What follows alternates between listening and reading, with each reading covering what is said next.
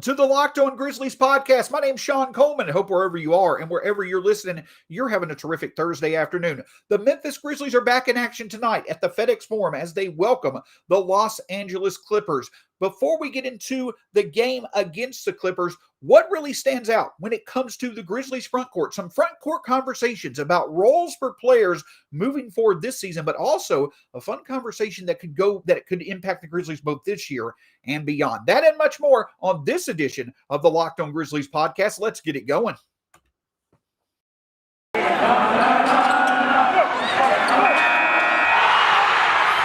are Locked On Grizzlies, your daily Memphis Grizzlies podcast, part of the Locked On Podcast Network, your team every day.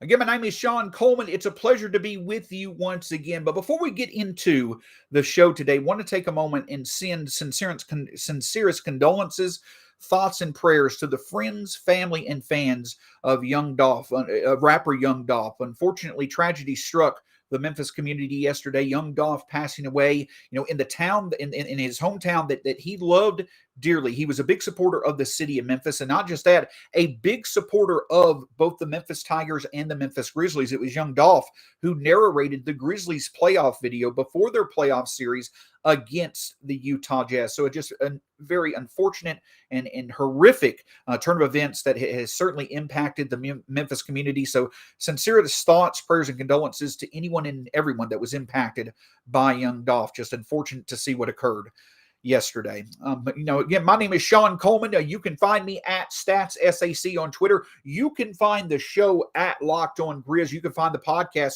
wherever it's available: Spotify, Stitcher, Apple Podcasts, Google Podcasts. Wherever you choose to listen to podcasts, that's where Locked On Grizzlies will be. Hit that subscribe button here on YouTube as well. Lets us know you enjoyed the show. Lets others be able to find the show. It makes the experience best for everyone involved. Also, make sure you listen, review, subscribe where you can find podcasts. And after you listen to Locked On Grizzlies, check out the Locked On NBA podcast as well. All the latest news around the league, plus all the results from the games, just the latest overall takes to really dive into when it comes to the NBA. And finally, the title sponsor for our show today is McDonald's. McDonald's, a great source of food since 1965, but also a great source of connecting with your community. Every community has a McDonald's more than likely, and it's likely been there throughout your entire walk of life. So make sure you enjoy great food, but connecting with those you care for the next time that you enjoy McDonald's. So, of course, the Los Angeles Clippers are in town tonight against the Memphis Grizzlies. It's going to be a tough challenge for the Grizzlies. We'll get into that game preview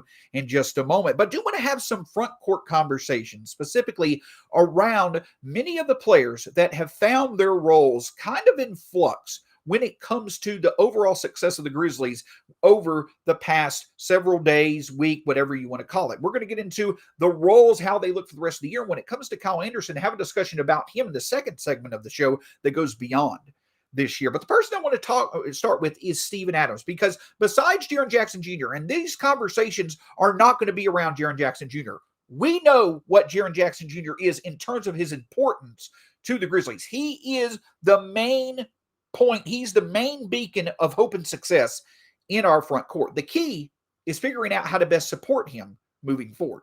And the Grizzlies feel that to start out games, that's Steven Adams. And Steven Adams, it makes sense for him to be in that starting lineup as the 5 to really try to get Jaren going in games. I think one of the biggest reasons why Steven Adams starts at the 5 for the Grizzlies is because he is kind of a source of comfort, I guess you could say, for Taylor Jenkins as well as the other players around. I feel that by setting screens for Ja Morant and others, and also by Steven Adams taking care of the paint work while Jaren Jackson Jr. is out and about trying to get his shot going or is out and about trying to get his defense going, the certainty that you have with Steven Adams as a rebounder, as a screen setter, as being someone who can, at the very least be a presence in the paint, you at least have that in place to allow for Ja and Jaren to get their grooves going when it comes to their offensive games, creating havoc on defense and things like that.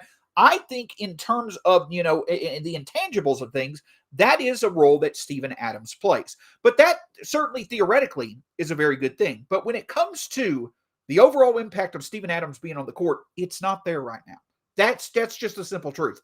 Yes, when you look at the on and off numbers for Steven Adams, the Grizzlies offense is better when he's on the court versus when he is off. But a big reason why that is because it's okay to have him on the court with the starters because of the fact that they are playing so well. It's fine to play Steven Adams, at least for certain stretches, with your best players because you're not having to rely on him as much on offense when you've got your best scorers in the game. But the key is the defense. The Grizzlies right now, when Steven Adams is on the court versus when he is off, when Steven Adams is on the court, the Grizzlies are 3.5 points worse than their opponents per 100 possessions than when Steven Adams is off the court.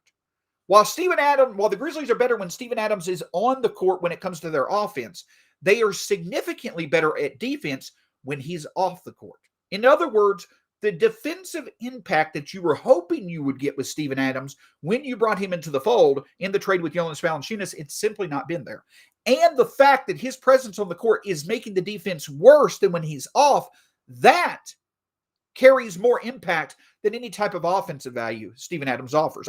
It's rebounding, his passing, all that different stuff. It certainly is of value, but unfortunately right now, the liability that the defense has when I'm on the court on defense is making a bigger impact than the asset that he's providing on offense. And so what that means is that simply put, the Grizzlies need to prioritize what makes them better.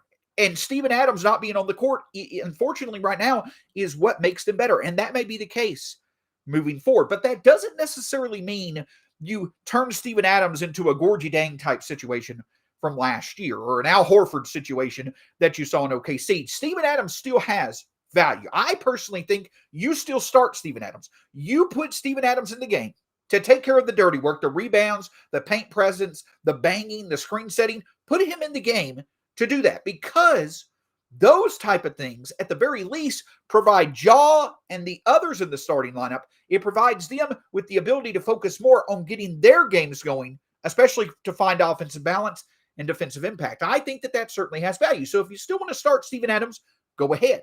But the key is if you see that Steven Adams' presence on the court is not allowing for that to happen, if his defensive shortcomings are what is impacting the game more than the offense finding his groove because he can contribute pulling. That's what it comes down to. You can start Steven Adams all day long. The key is to make quick adjustments by subbing in Brandon Clarke or subbing in Kyle Anderson to go with Jaren on the court. That's the key to be able to make sure that you don't get too big of a deficit in the first quarter because you've left Steven Adams in for so long. Again, I'm not saying that the defensive struggles are all on Steven Adams. I'm just saying that as a collective unit, the Grizzlies have a better ability of shoring up their defense in some way, shape, or form with Steven Adams off the court than with him on it. So at the end of the day, Steven Adams, if you want him to remain your starter, by all means, go ahead. I don't think that is that critical of a decision. But if he's going to start the game, and you clearly see within a few minutes that he's not adding value, that you're going to need to put somebody else, more of a two-way type impact player in there than Steven Adams, make that quick. Have a short hook for him in some games. In games where you're going against teams that are going to be slower pace and that are going to be utilizing the big more often than not, certainly use Steven Adams. That probably is a smart thing to do, putting the body of Steven Adams on another big body. But when you're playing teams who are going to have more offensive activity on the perimeter, who run more, who are going to be better shooting teams, Steven Adams probably doesn't make a lot of sense to be on the court for many minutes beyond maybe 15 or 20 a game. This isn't necessarily a negative towards Steven Adams. It's just a simple truth of what right now is successful for the Grizzlies and what's not. And right now, the Grizzlies are simply, their defense is the area of their game that is suffering the most. And they've got to figure out a way to get it going on the right track. And with Steven Adams off the court, rather than him on, that seems to be the solution. But if Steven Adams is going to be off the court, that means that you probably need to either put Brandon Clarke or Kyle Anderson in as his substitute.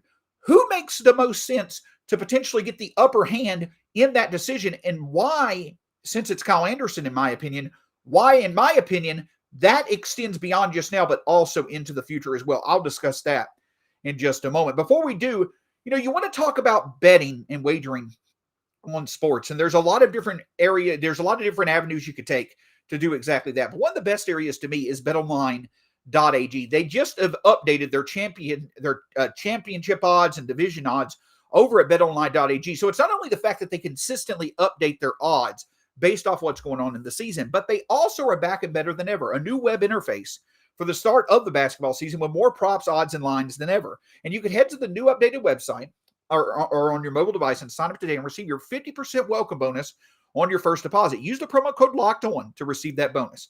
From basketball, football, NHL, boxing, and UFC, right to your favorite casino games, BetOnline is the fastest and easiest way to bet on all the things that you love. BetOnline, where the game starts.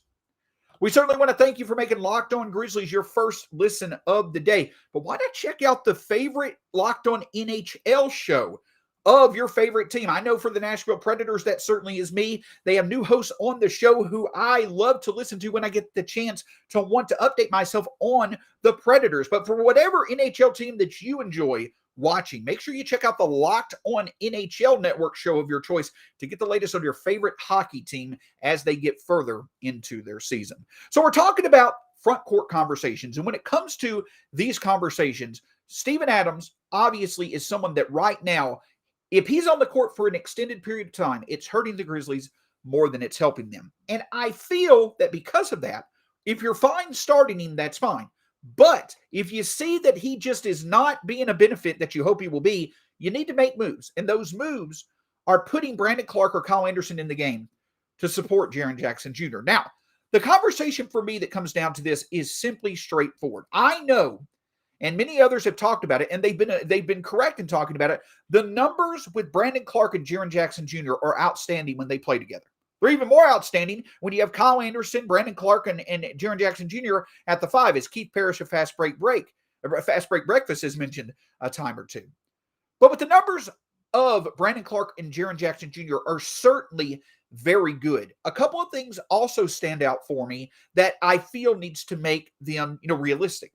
Those numbers that you see with Jaren Jackson Jr. and Brandon Clarke, in my opinion, a lot of times come against opposing lineups that do not have the opponent's best players in the game. And I understand that may not be that big of a deal. At the end of the day, you're trying to create as many advantageous moments as possible in the game. So it's not that I'm holding this against Brandon Clarke and Jaren Jackson Jr. The fact that they can be so good as a combination is something the Grizzlies should explore more. But the other thing that stands out beyond the fact that I feel a lot of their success is against lineups that may not consist of the opponent's best players, it's also the fact that Brandon Clarke does not shoot the three or is not the threat shooting from distance that Taylor Jenkins prefers when it comes to players he's going to play for extended minutes. Kyle Anderson is a better shot from distance.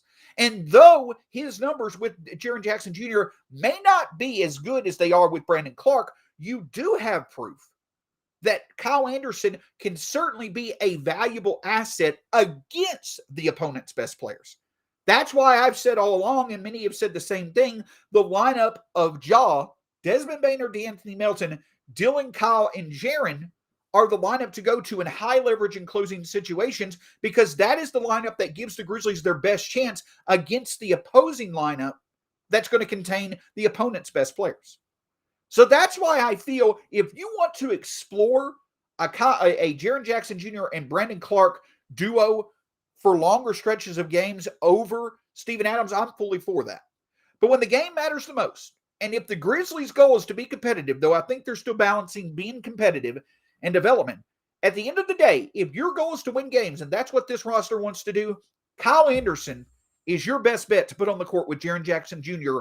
for the Grizzlies' front court to be a positive impact in high leverage and closing situations against the opposition's best players. And because of that, I want to expand the conversation even further. When you look at the Grizzlies' front court right now, of Steven Adams, Jaren Jackson Jr., Brandon Clarke, Xavier Tillman, and Kyle Anderson, 4 of those 5 players are on the Grizzlies next year for sure. Kyle Anderson is the only one that's not. And I understand that you may want to see the development of a Brandon Clarke or an Xavier Tillman in expanded roles, and perhaps letting Kyle Anderson move along in the future to another team allows for you to do that. But I really do feel, obviously, the Grizzlies want to remain competitive as possible. And over the past year when they've been their most competitive, Kyle Anderson has played a big role in that. And so because of that, while I do understand that he is on an expiring contract, I personally feel that the way this season has played out, it makes sense to explore an extension even more so now with Kyle Anderson than it did in the past. Because what it simply comes down to is this: his play on the court matters. But to me, what matters even more is when you have a roster right now with the Grizzlies that contains a lot of uncertainty, probably more uncertainty than certainty now and into the future. I feel that the Grizzlies want to have as many sources of certain value that they can have beyond this year, and extending Kyle Anderson provides that to you in a multitude of ways. For one, when it comes to Jaren Jackson Jr., you know he's going to be there in the most important moments of the game. That's why he's your second best talent. That's why you've extended him long term. But beyond that, you don't really trust Steven Adams right now because the results have not supported him. Brandon Clarke, yes, he may have the potential to be a producer at different times, but Taylor Jenkins doesn't seem to really prefer him for massive minutes because he doesn't hit a shot. Xavier Tillman right now is out of the rotation. Though you feel that he certainly lines up better with what Taylor Jenkins wants to do than Brandon Clarke, he just doesn't have the high enough impact right now to play over others. So those are the three other front court players besides Jaren Jackson Jr. that are here with the Grizzlies beyond this year. In my opinion, Kyle Anderson is clearly the second most trustworthy front court option that you have on this team right now. So say the Grizzlies extend him. That means now that you have your front court in place for next year, just like you do this year. And at some point, the Grizzlies are going to have to consolidate. This definitely is not the front court lineup that I feel is going to get the Grizzlies over the hump to be a contender. But extending Kyle Anderson, I think, is the best way, or gives the Grizzlies the best chance to eventually find that. Because if you extend Kyle Anderson, you obviously now have another trustworthy front court option with Jaren Jackson Jr. moving forward. But that also means that, yes, you're eventually going to have to trade a Steven Adams or a Brandon Clarke or an Xavier Tillman if you keep Kyle in the fold beyond this year. However, just because you extend Kyle Anderson does not mean that guarantees he is going to be a significant part of the team when it is a contender towards the middle of this decade. I'm not saying that the Grizzlies should extend Kyle Anderson because I clearly feel he needs to be a starter when they're a contender. That's not what I'm saying at all. I'm saying that by extending Kyle Anderson, the Grizzlies are offering themselves the best chance to get to that starting lineup that really will be there for them to be a contender. And that's either through Kyle Anderson maybe being that if he continues to develop well, or it could be that you could use him as a trade asset. By extending Kyle Anderson, it's not you defining right now that Kyle Anderson is clearly going to be a contributing member to when the Grizzlies are a contender multiple years in the future. What it's doing is it's giving the Grizzlies the ability to have Kyle Anderson as a source of value to benefit their future beyond this year. Say he continues to play well, and he clearly is a player that the Grizzlies want to be on this roster going forward. Well, at that point, you've got him on a good contract. You've got him for multiple years for him to be a part of this roster. Now you can go use Adams, Tillman, or Clarke. You can use one or two of those assets in a trade to go get yourself a clear upgrade on the wing. That's one way this could play out. Or if for some reason you extend Kyle Anderson and it doesn't make sense to really keep him in the fold, what you then could do is maybe a year or two from now, take a Kyle Anderson that's on a pretty valuable contract and use him as the money matching aspect of a deal that lands the Grizzlies a younger piece to Kyle Anderson that lines up more with Ja and Jaren's true contention window. But you also are using Kyle Anderson not only as a money matching piece, but Kyle Anderson would still be young enough to be attractive to a more immediate contender. Kyle Anderson under an extension going forward, in my opinion, is a much more valuable money-matching piece to a deal, a much more attractive money-matching piece to a deal than a Steven Adams would be. Now, I made a point here to where the big reason why I'm saying the Grizzlies should look into extending Kyle Anderson is because if they do, it gives them an asset. It gives them another value source that they can use in multiple ways to make sure that they have the best chance of being a sustainable winner and eventual contender moving forward, whether it be Kyle's play contributing for years to come for the Grizzlies or him potentially being used in a trade. But the other side of this is certainly the doubts of can Kyle Anderson sustain what would make him valuable? His three-point shot falling in his defense. Last year, the jump that he made with his three-point shot made him a tremendously valuable player. This year, the shots again falling, but the form is certainly not pretty. I think Chris Harrington on the latest Daily Memphian pod and others have pointed out it seems as if Kyle Anderson's shoulder may be hurting him again, like it was before his shot started really falling last year. And if that's the case, that's not a good development. So there may be questions about whether or not Kyle Anderson's shot could sustain. His defense this year has not been on the level that it has been in previous years. I do think that Dillon being back helps that out. So I will certainly admit that a big driving force of whether or not you extend Kyle Anderson pertains to how much faith you have in his three-point shot falling and his defense. I personally think those things will remain at a high enough level for him to be a value over the next few years at least. And his three-point shot falling is also doing it in a way that really plays into what Taylor Jenkins wants to do, utilizing Kyle at the four in the corner as a catch-and-shoot option to counter what defenses are throwing at Ja and the rest of the offense, to where you can send out a simple pass. And the results so far this year have been phenomenal, as Kyle being a big contributing factor to the Grizzlies shooting the three well. So yes, it's not a crippling decision, in my opinion, of whether you extend Kyle or you don't. It's not going to be something that plays just a huge overall impact on the Grizzlies' future. But I think for a front office that has shown an absolute preference in getting as much value in the assets that it has over the past few years, I think Kyle Anderson truly is an asset that they will want to retain because of the value he could provide in multiple ways beyond this year. If that's because you feel he can sustain his success as a shooter and a defender, you're basically keeping a very good player to continue to contribute to the Grizzlies roster going forward. And even if he's not in the long-term plans, he can be used as a trade asset to go get a player that would then be in the long-term plans. That's the benefit of extending him.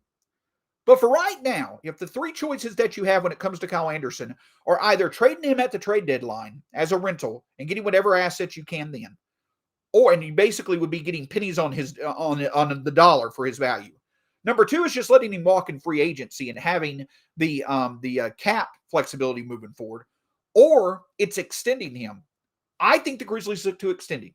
I think that makes the most sense. I think that in terms of the roster construction and asset management, that is the best way. It provides the best chances for the Grizzlies to take a significant asset in Kyle Anderson and get the most of him, use him in the way to get the most of him moving forward, to use him as a way to either through his play with the Grizzlies or through as a trade asset, use him as a way to make sure they're using all the assets that they can to get future value to support Ja and Jaren. That's the reason why I would extend him. Whether they do or not, it'll certainly be a storyline to follow, but I do think there are many more reasons right now than not to extend him than not. But of course, the big thing for the Grizzlies is that while we could talk about extensions all day, this Grizzlies team first wants to get on the right track when it comes to their play on the court, and they've got a tough way to do that tonight against the Los Angeles Clippers. However, some developments on the Clippers roster when it comes to injuries could improve the Grizzlies' chances more than most may think. We'll talk about that in just a moment. I do want to say that tomorrow on the Locked On Grizzlies podcast, we will obviously recap the Grizzlies game against the Los Angeles Clippers, and we will also look forward to the Grizzlies weekend play as well. That and much more on tomorrow's edition of the Locked On Grizzlies podcast. But I also want to remind you, while Locked On Grizzlies is your first listen of the day, check out the Locked On NBA Fantasy podcast as well with host Josh Lloyd, the number one source of fantasy content when it comes to in the world. Locked On Fantasy Basketball is a growing source of fun for a sports fan. There's no better place to get your information than Locked On Fantasy Basketball. So the Grizzlies will take on the Los Angeles Clippers tonight. And the same team that the Grizzlies took on back in Los Angeles in the second game of the season for both teams, this team, when it comes to the Clippers, it's not the same team that it was then in multiple ways. Number one, the Clippers started off slowly to start the season, but they really had picked up steam and now are both arguably a top 10 defense and top 10 offense. And the specialty for them is shooting and defending the three. But of course, when it comes to the Clippers, it all begins with Paul George, who is playing at near career best levels right now, a clear MVP candidate so far this season, even with Kawhi Leonard being out. Paul George is once again reminding folks of why he is clearly one of the best talents of this generation. But as well as Paul George is playing, the one thing that certainly has been less than ideal for the Clippers coming into this game is the fact that they are going to be without several players in tonight's game against Memphis. And some of those players are certainly significant. Nicholas Batum, Keon Johnson, Kawhi Leonard obviously has been out all season, but Nicholas Batum, Terrence Mann, Marcus Morris, Jason Preston, and Justice Winslow, all of those players are either out or questionable for tonight's game against the Grizzlies. And Serge Ibaka also could be out as well. Now, obviously, you've got different levels of contributors, but if Terrence Mann, Marcus Morris, Batum, and Ibaka are out tonight, that certainly limits the depth of the Clippers in their game tonight against the Grizzlies. But that doesn't mean that the Grizzlies are just absolutely going to have the overwhelming odds to win this game, because of course the Clippers still have Paul George. But the thing that concerns me a bit more is stepping up in the place of those players who may miss are the fact that you could see the Clippers rely more on the three to support Paul George more than they usually do. Right now, the Clippers are 7th in the NBA when it comes to three-pointers made, 8th in three-point attempts per game, and 9th in three-point percentage. But the big thing that stands out to me is that the main sources of shooting those three, though Nicholas Batum and Marcus Morris will not be available, you do have Luke Kennard, who could step up, and if Terrence Mann's available as well, if Luke Kennard steps up, you pair him with Reggie Jackson, who is shooting over 9 threes per game, though he's only making around 33% of them. If you pair Luke Kennard with Reggie Jackson to support Paul George, plus you have Terrence Mann, if he's playing, or Batum, or another one of those players, if Mann and Batum are playing, you've got them in the corner. You've got a very, very good three-point attack supporting Paul George in this game. And of course, as we know it, where the Grizzlies have struggled is both shooting and defending the three. So you're going to be playing a very disciplined, very good Clippers team tonight that's got one of the best players in the league playing at a career best level right now, or near a career best level, in Paul George. When the Grizzlies beat the Clippers back in the second game of the season, the way that they were able to do it was by stopping the Clippers' ability to hit threes late, letting Paul George just take over the game for them, but not letting anybody else step up. The reason why the Grizzlies won the game, they had the players step up to support Ja and kept other players from stepping up to support George for the Clippers. That's going to have to be the key tonight. If Dillon Brooks being back, which also plays a big part in this game, he wasn't there the last time the Grizzlies played the Clippers. If Dillon Brooks can in any way, shape, or form make life difficult for Paul George tonight, that certainly plays into the Grizzlies' favor. But if Paul George is having one of his normal games, a big key for the Grizzlies is simply this. They cannot let the combination of Reggie Jackson and Luke Kennard, and if Terrence Mann and others are there as well, they cannot let the combination of a Luke Kennard and a Reggie Jackson, or even Eric Bledsoe, or somebody like that, they cannot let multiple players outside of Paul George have good shooting nights. If the Grizzlies allow for especially Reggie Jackson and Luke Kennard to find their strokes from three early, it's going to be hard for this Grizzlies team to win this game, because now not only are they going to have to shoot the three better, but they're also going to have to make sure that they do an even better job of stopping Paul George if the Clippers' threes are falling. So that's simply what it comes down to for this Grizzlies team. Finding offensive balance early, obviously, is the key. Getting off to a good start like they did against Houston and building off of that, that's going to be a key. So a good start offensive balance-wise is huge. But to me, the storyline of this game is if you're just going to let Paul George be his normal self, and Dillon should be at least a good effort to somewhat contain Paul George. But if Paul George is going to get his, make sure nobody else on the Clippers gets theirs to an extent that goes above and beyond what they normally do. If the Grizzlies can make sure that no combination of Luke Kennard and Reggie Jackson and Eric Bledsoe and so on, if multiple players out of that group, if the Grizzlies can make sure that multiple players of that group are not getting hot from three to support Paul George, I fully have confidence in the Grizzlies being able to win this game. But also, it's going to be a contrast from what we've seen recently. but hopefully the last 2 days have led to Taylor Jenkins and his staff making needed adjustments to where the Grizzlies can do exactly that. So yes, obviously the key to any Clippers game this year is doing what you can do to stop Paul George. But if you can't do that, most teams have not been able to, make sure no other Clipper really steps up to have a great game. It's been a pleasure talking with you on today's Locked On Grizzlies podcast. Make sure you check out the podcast wherever it's available: Spotify, Stitcher, Apple Podcasts, Google Podcasts, wherever you choose to listen to podcasts. Make sure you also check out the Locked On Grizzlies YouTube channel. Hit that subscribe button below. We'll be back with you tomorrow discussing the Clippers games with the Grizzlies and looking at the Grizzlies weekend activity as well. That and much more on tomorrow's edition of the Locked On Grizzlies podcast. Have a great day.